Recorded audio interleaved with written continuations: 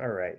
So we are going to get started. And before I get started, I just want to say I am so excited to digitally meet all of you. Some of you I've had the opportunity to speak with before, but I'm really excited to start the work alongside you and your students.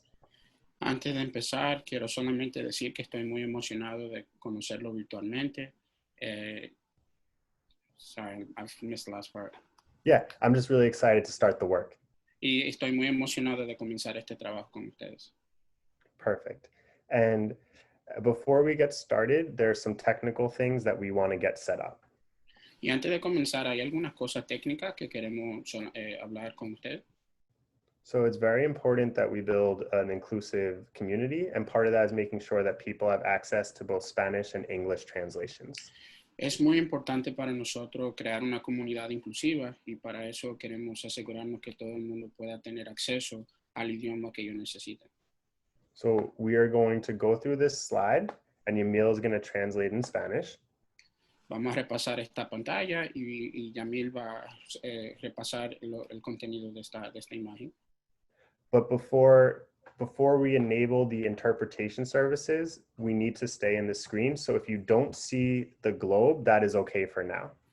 Antes de nosotros iniciar el servicio de interpretación, primero queremos repasar la información que está aquí antes de iniciar esa opción. Perfect. So English, Spanish translation. Follow the steps below to join your preferred language channel.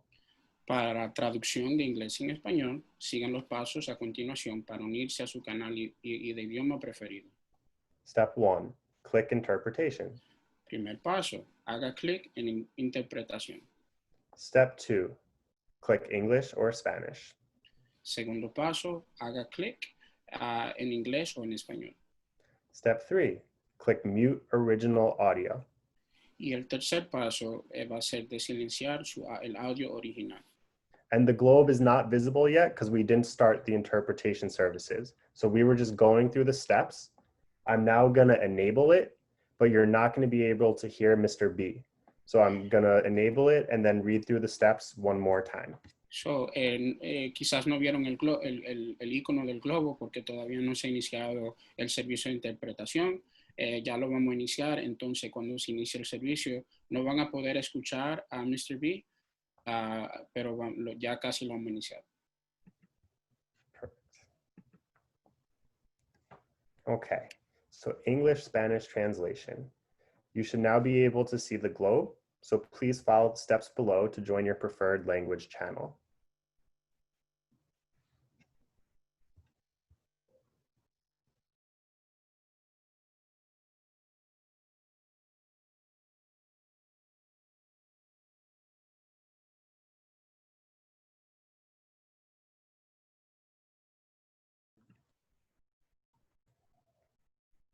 Step 3, and this is very important, click mute original audio.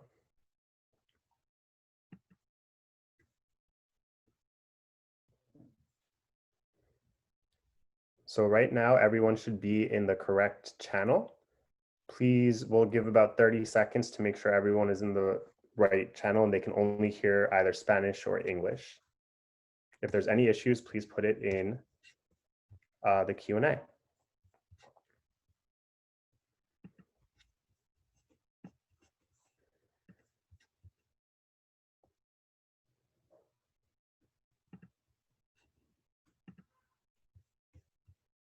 Great. Thank you for that, and we're going to get started. The agenda for tonight is welcome and remote learning overview. Then we're going to move into helpful tips for your home classroom, your Google Classroom, and Zoom.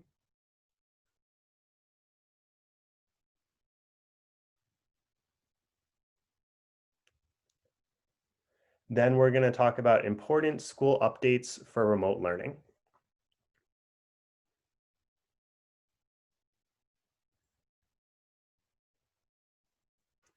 So my name is Andrew Whitner.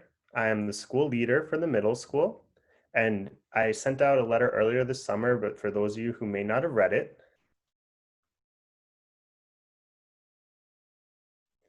I'm entering my 13th year in the world of education.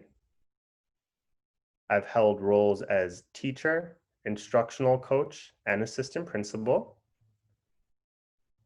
And I am dedicated to bringing anti-exclusionary, asset-based, anti-racist practices to the Growing Up Green 2 middle school community. And also with me tonight is Letitia Frazier, who will be speaking later on, and she is the middle school curriculum coordinator, and we are very excited to have her on our team.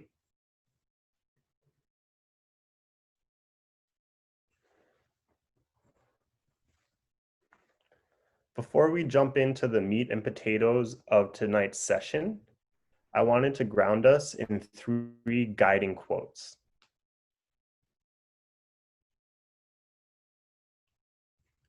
The method may change, but the teaching is the same. In these times, I hope we don't reach for normal, we reach for better.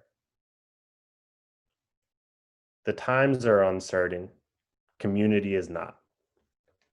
All of this is to say that we are in new times and we are going to bring the best possible education to all the students in our community.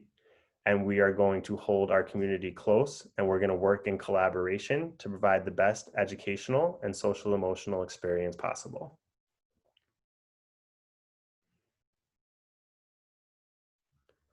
Many of you were hopefully able to attend the town hall 2 weeks ago, where we were talking through remote learning, and these are some of the questions that were elevated. Before jumping into new content, it was important for us to let you know that your voices matter, and we want to address some of the lingering questions. So the number one question families were asking were, will teachers actually be teaching or just sending work like they did in the spring? We're going to review the schedule, and Letitia is going to do that later on. But every single day, there is going to be a live Zoom session for students, whether that's advisory or a live synchronous Zoom class. There is going to be real-time instruction for students every single day. Opting in and opting out. When can families switch between remote learning and blended learning? This is a great question and one that's very relevant to the time. Families can always switch from blended learning to fully remote. They would notify the school operations team and we would make necessary adjustments. There will be definitive times in which students who were fully remote can opt into blended learning. We are still working on finalizing those dates, but the reason it is important to have clear re-entry dates is it changes the capacity of each classroom. So that is very important to note. Academic support. How will we support families so they can assist with their child's schoolwork at home? And what a brilliant, very important question. That's going to be the focus of tonight's webinar. And we're going to talk through the structure of our schedule that will support with that. And then we're also going to talk about things such as physical space, what students might need to be able to be successful in a digital educational world. Balanced school day. This is all over a lot of educational threads. How much screen time and live interactive learning will students experience each day? What is the appropriate balance of that? And is there a packet option for students who don't do well with a screen? So that's a great question. There is going to be live screen time every day. There's also going to be one day where students just go to their advisory in the morning, and then they have work to complete via Google Classroom. So while, yes, they're still doing it on a computer, they're not in a Zoom call. The second part of this, is there a packet option for students who don't do well with the screen? I think each individual case, we are going to support students where they are at. And what's really important to us is that we help students create that 21st century skill set that we know they're going to need moving forward.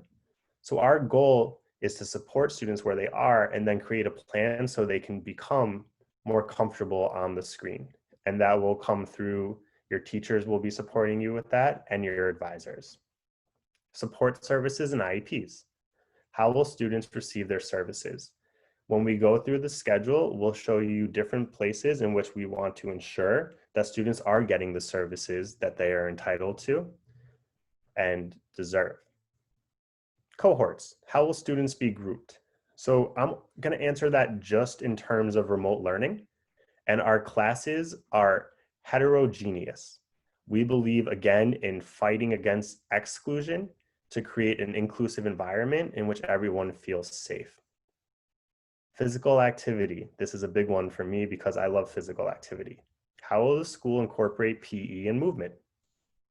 Students will have either PE or health in their schedule for every single day that they're synchronous learning and for the the asynchronous Google Classroom day. So there will be time in which students will be in PE classes, and we will work with the PE teacher to make sure that students are active during that time.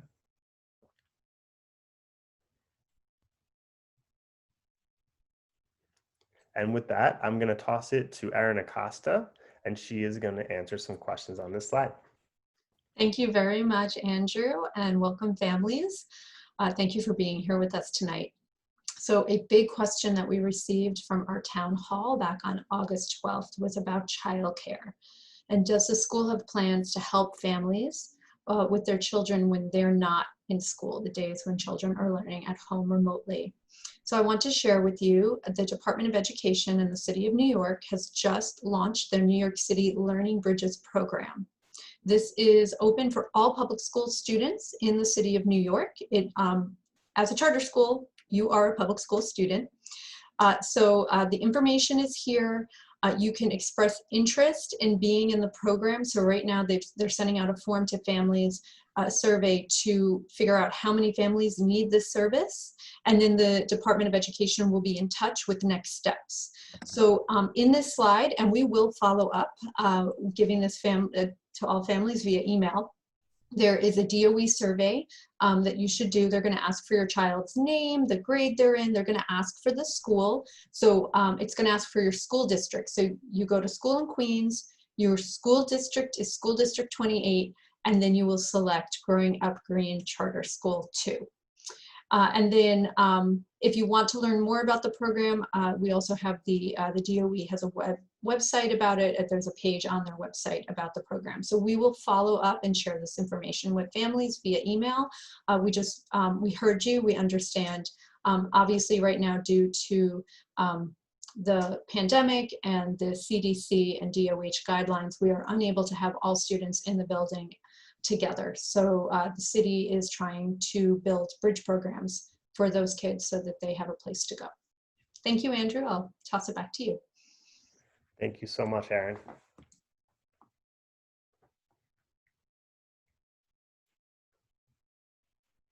Okay, so I'm gonna go through some of our remote learning schedule priorities, and then I'm gonna toss it over to Letitia Frazier, our curriculum coordinator.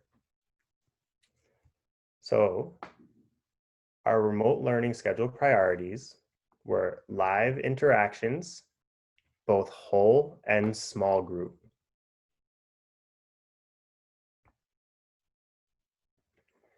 Then we also have asynchronous assignments in which classwork is posted to Google Classroom, and students will have between 9 and 3 on a specified day to complete that assignment.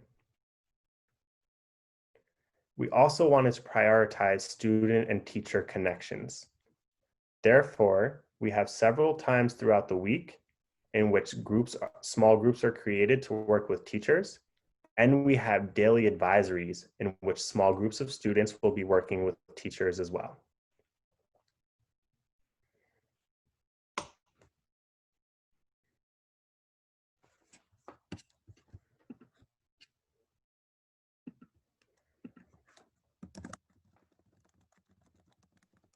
And with that, I am going to toss it to Letitia Frazier, who will go through the schedule. Good evening, families. Thank you, Andrew. My name again is Letitia Fraser. I will be the middle school curriculum coordinator. And I'm going to just run through a sample remote student schedule. So if you look on the slide, you will see an example of a schedule that a student might have. If you look in the mornings from 9 to 9:20, students will have what is called an advisory, where a small group of students will meet with the teacher and be greeted for the day. On Monday and Tuesday in this schedule, you'll see that there are whole group lessons that are 30 minutes long. On Wednesday, you'll see that there is no teacher time after the advisory time. That is time for the students to work independently. Their work will be posted on Google Classroom, and those activities will need to be completed by 3 p.m. at the end of the day. And then Thursday, Friday on this schedule, there will be small group lessons where the teacher will meet with a small group on Thursday, and then that small group on Friday will have lessons to complete asynchronously. On another day, the students might have work to complete on Thursday, and they will meet with their teacher on Friday. They will receive a schedule that will have this outlined.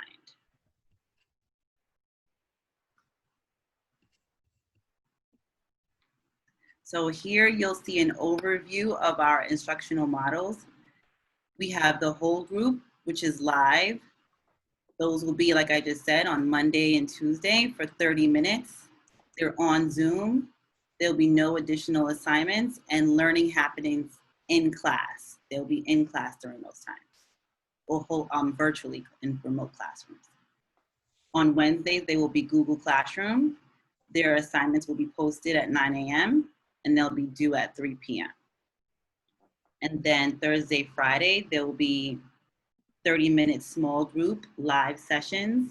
They will occur on Zoom. Learning and work will happen at those times in class, and there may be additional assignments. So, how to set up your home classroom. So here you'll see some tips that you can use to set up your student, your child, to get ready to learn from home. The first tip would be to establish a daily routine for each day of the week. So having a calendar posted or having a planner where they can have their routine posted in a planner, having some sort of daily schedule for them will help them prioritize their work for the day or the week. The next tip would be to find the best workspace in your home. Near a window would help. So finding a space that your child's going to go to for the day, and that will be their workspace for the day.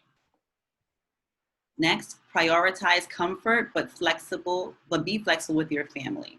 So since they're at home, you want to make sure that they are comfortable, but then able to also work. So thinking about what their work chair or space looks like, just something that will help them work, but just make them comfortable. Next tip is to plan in-screen breaks, stretch breaks, and outside time if you can. So in between each class lesson, during the full lesson times, there are breaks in between. They should plan time for breaks, or get up and stretch or walk around. When there's Google Classroom days, that should also have a schedule that includes break times as well. And then lastly, having supplies such as paper, pencil, etc. close by. So as they're working online, they also have other supplies where they can work on this side.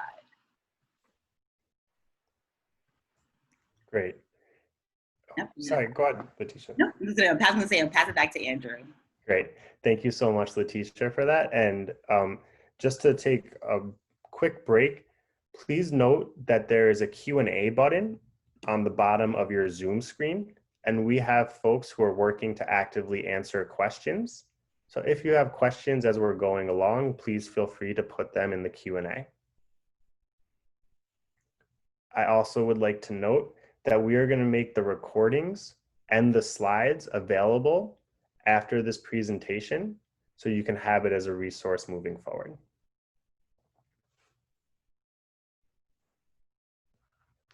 Great. So using Gmail and Google Classroom. Students log in using gmail.com and their student email account.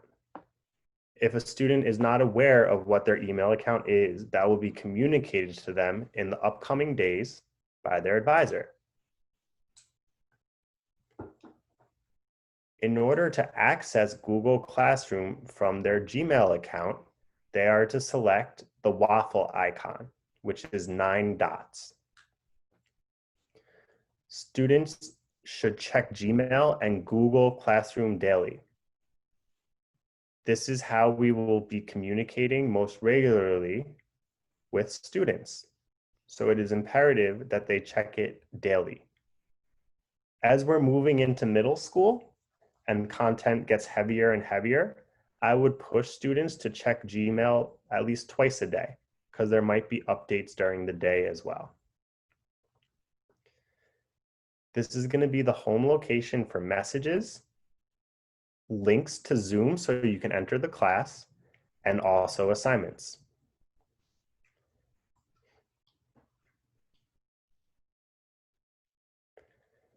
Once you are in Google Classroom, you will be asked to join a class for each of your teachers. Students will have 7 tiles total. They will have ELA, math, social studies, science, then depending on their grade, 2 specials, and also an advisory. Students will click the join to accept the invitation to each class. If you go into Google Classroom tonight because you or your student is very eager to get started and you don't see a class up yet, do not worry. By 9/4, all classes will be up. If after September 4th you are missing a class, please email the teacher of that class.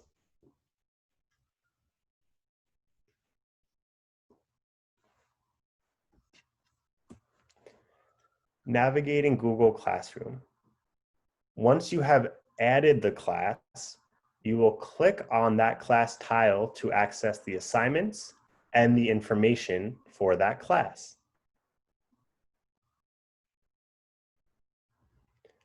There's 2 main places where the information will live. It will live on the stream and classwork tabs.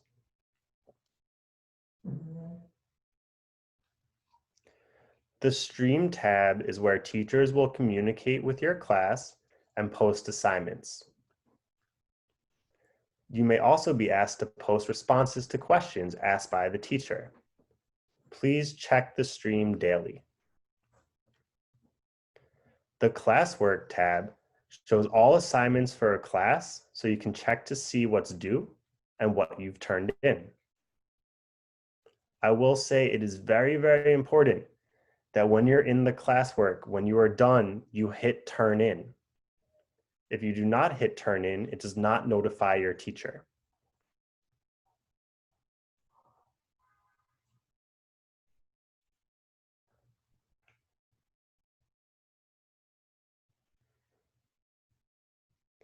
Using Zoom.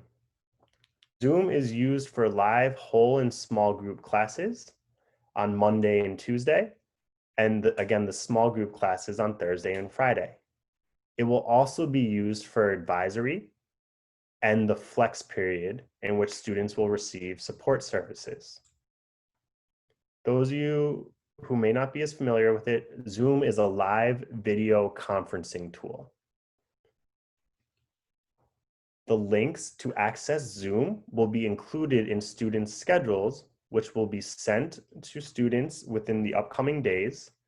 And the link for each class will also be in the Google Classroom. So there'll be 2 places in which students can access the link.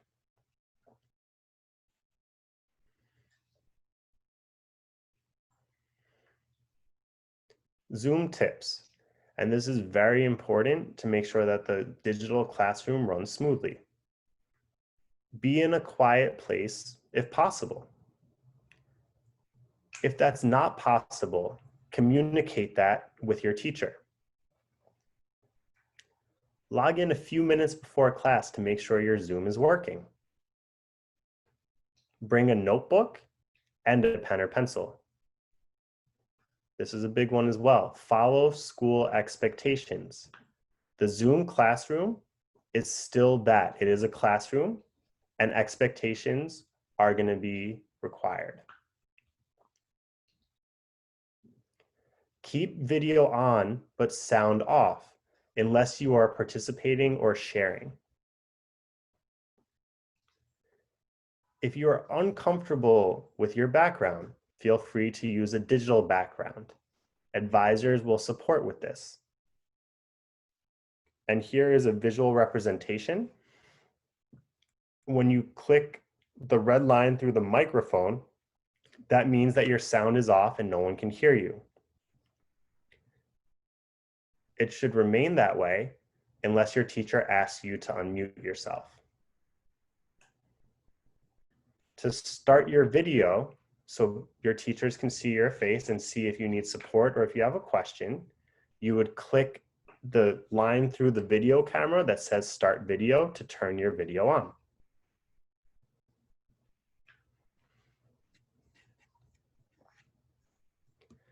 Zoom participation.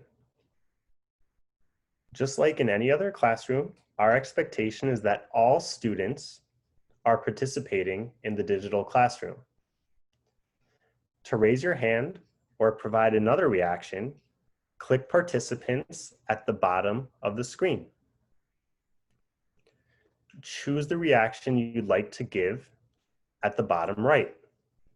You can raise your hand, you can say yes, you can say no, you can say go slower, you can say go faster, or if you click more, you can give a thumbs down, a thumbs up, or you can clap your hands.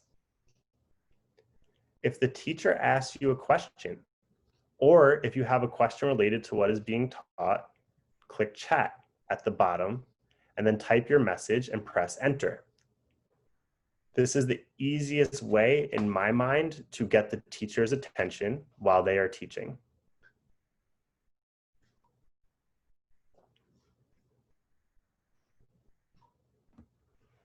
Perfect. Updated school info for remote learning. So these are some policies that we need to make sure we are all on the same page around. First, I'm going to review attendance and lateness. Then we're going to talk about advisor communication, tech support, student work and grading, online safety and uniforms, and student materials. Again, our expectation is not that all this stuff is memorized when we leave this webinar. We just wanted to provide you the information, and then we will send this deck along so you have the resource. Student attendance and lateness. Attendance for the school day will be taken in advisory. I'm going to say that again because this is going to be something very important. Every single day of remote learning for students starts with advisory. That is when attendance for the day will be taken. If a student misses their advisory, that's when we will be making calls for absences. After advisory, period attendance will also be taken for teacher and student records.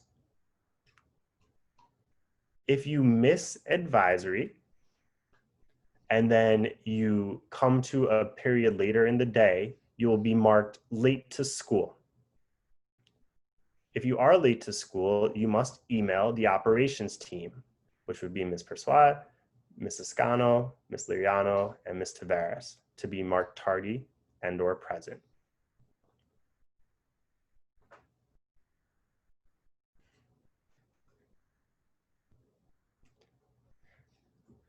Advisor communication. And looking over the Q&A and in the chat, this is a big thing that people are asking about.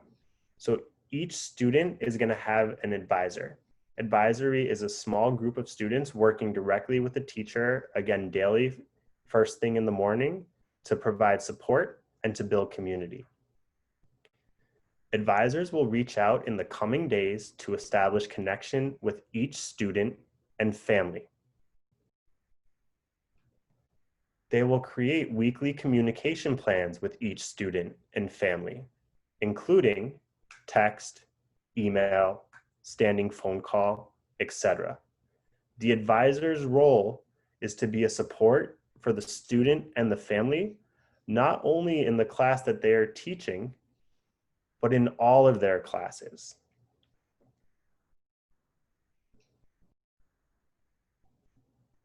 Tech support. If you have questions about how to navigate Google Classroom or Zoom, or you have questions about your assignments, that's where you would email your teachers. If you have questions about your device, such as your laptop, or you need help with your password or your email, you would email helpdesk@gugcs.org.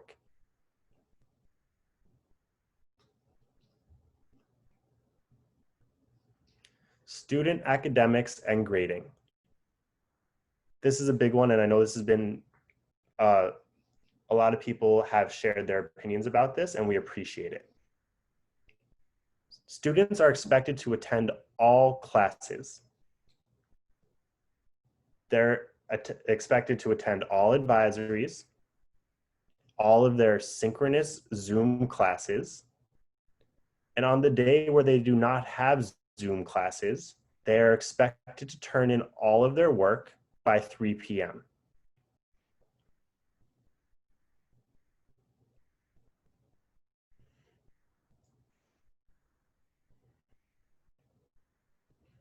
Online safety and uniforms. The same growing up green policies and expectations apply online that would apply in the brick and mortar classroom. Assignments, chats, emails, and live participation are free from profane language, explicit content, and anything else that might take away from the inclusive environment that we are aiming to create. If students are displaying those behaviors, possible reflection assignments or logical consequences will be distributed as issues arise. It is also very important to note that students must be appropriately dressed for live classes. While we are in remote learning, so long as students are appropriately dressed, no uniforms are needed.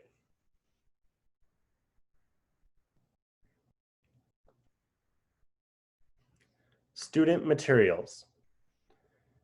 If your student requires a laptop, please request one now, and we can get you that survey if you need access to it again. In October, all students will be receiving a laptop, regardless of if the request is filled out now or not.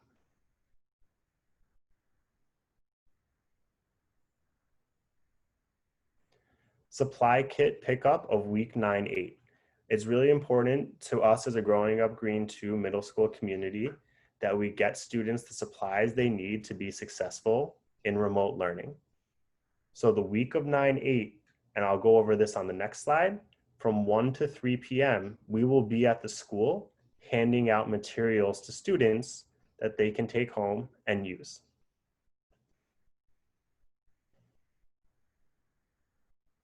So what's coming next?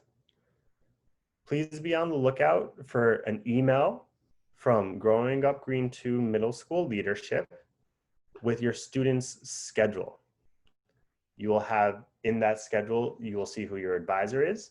We're also going to share the student's reference guide and important dates. Also in the coming days, please be on the lookout for a phone call from your advisor. I would say for everyone on this call, if you do not hear from your advisor by the end of the day Monday, please reach out to me directly and we can figure out what is going on. Future town halls. We are going to have a more comprehensive plan for our blended learning unrolled on September 15th. It's very important to us that we start the year strong, making sure that everyone feels comfortable in remote learning, and then we can build out the blended plan on top of that. The remote learning plan is going to be the backbone and the structure that allows the blended learning to be successful. We're also going to have a curriculum night. We still haven't determined the date of that, but as soon as we know, you will know. Important dates. Next week, student orientation.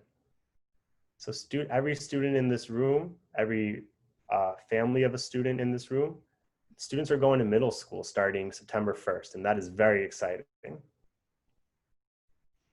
So the 6th grade orientation will be on September 1st from 9 to 11. That is just for 6th graders. 5th grade orientation will be on September 2nd from 9 to 11.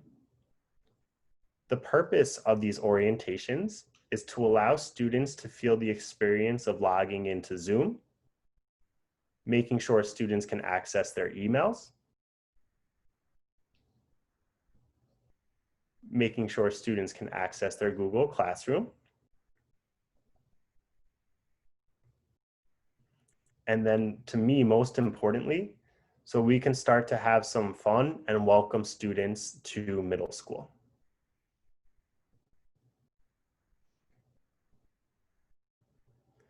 The first week of school. The first day of classes is Tuesday, September 8th.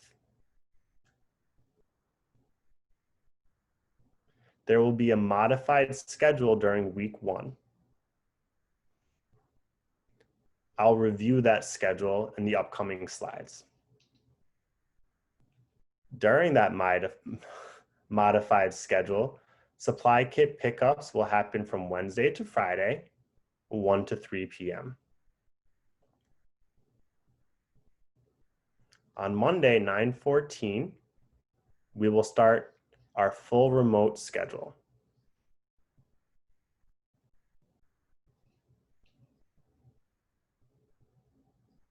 So modified schedule for 9/8 to 9/11. Students will be in remote learning from 9 a.m. to 12 p.m.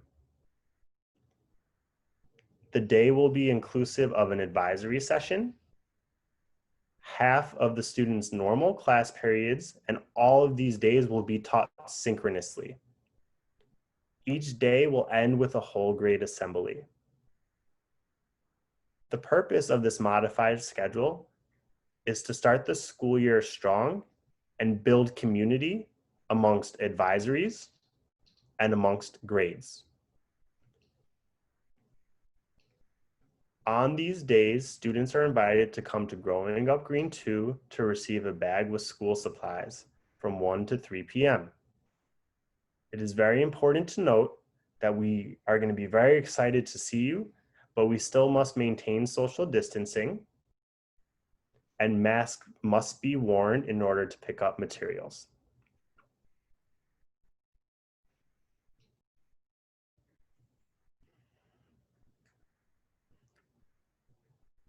So at this point, we have about 5 minutes remaining, and we had folks who were working on answering some of the questions. And if you have any more questions, please put them in the Q&A now. Even if we can't address them in this moment, we will compile them and reply to them later on.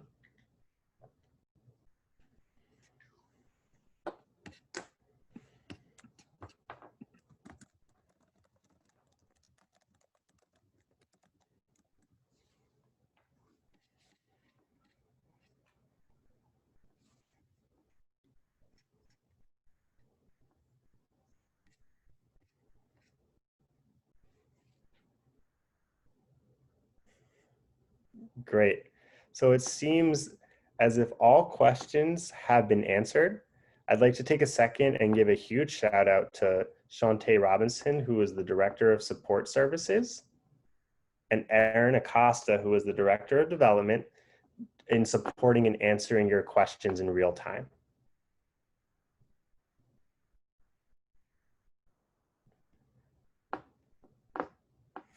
Hi, Shantae. Hi, Erin. Thank you both very, very much. It is much appreciated. And if we can just move to that last slide. One thing that I'm a big believer in is that please communicate if you have any questions or concerns, or if you want to get, a chance to talk with me on a more one-on-one level. I understand the responsibility of supporting your students in taking this role. And it's really important to me that you get to know the person who is taking on this role. So please never hesitate to reach out. On the earlier slides, which we will share later, I had my work cell phone number and my email, along with Letitia's work cell phone number and her email. Please never hesitate to reach out. There is no question too big or too small. We are always happy to support that.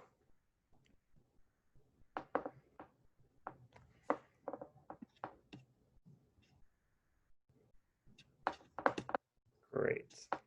So I'm seeing that there's questions about families wanting to meet the teachers that their students are going to be having in the upcoming year. So we as a middle school leadership team will take that advice, and we hear your voices, and we will put our heads together to create something in which we can allow teachers and families to interface.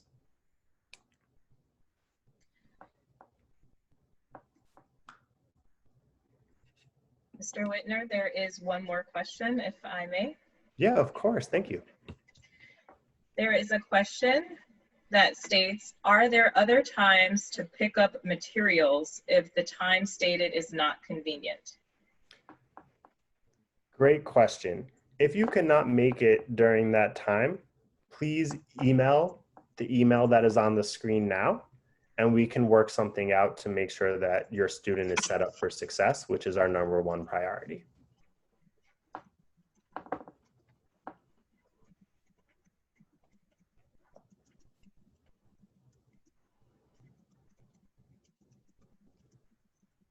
Great.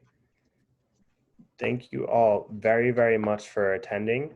I could not be more excited to start this journey alongside you all as families, the staff that is in the room, and most especially, I'm very excited to meet all of the students that we will be working with and learning alongside for years to come. Thank you all so much, and enjoy the rest of your evening.